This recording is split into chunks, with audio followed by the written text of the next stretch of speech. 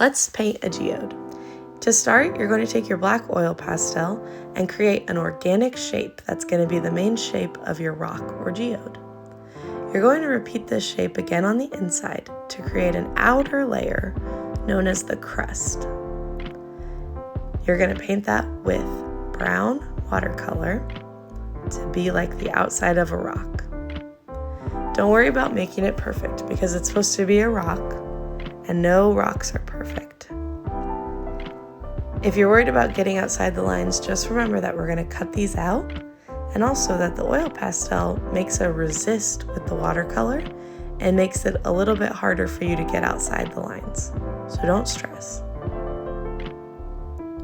A geode is just a rock that has an air pocket in it while it's forming, and when moisture gets trapped in the air pocket, it forms beautiful crystals on the inside that can be all kinds of colors. You're going to choose what you want the inside of your geode to look like by choosing your oil pastel color. Once you have that color, you're going to trace that same organic shape that you've traced before again. Make sure that your line is nice and dark, and you might want to go over it a few times to make it really thick.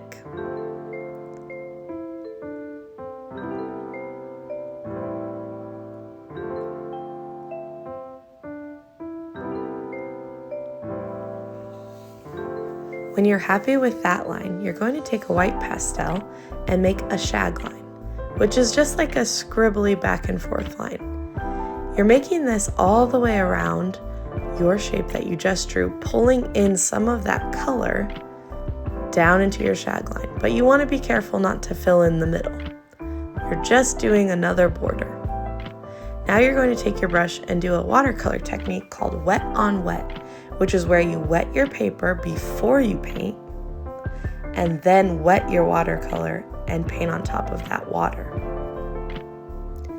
I chose the same color that I've been drawing with, and I just add drops of color and watch them spread around. If you want to mix in a color that's next to the color you're using or analogous, like for instance, I'll use green with my blue, you can mix those colors if you want to. Fill in all that white space on that rim, and then you're going to paint that same color in the middle where we left some space in between our shag line.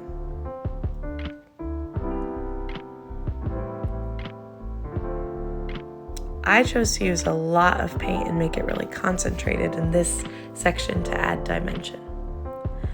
Then you're going to flick some flecks of paint into the white oil pastel. It's going to resist for the most part, but it's going to add those little specks that will make it look realistic. The last thing you're going to add to this masterpiece is salt to look like the crystals. I added it to the middle and to the blue rim of my geode.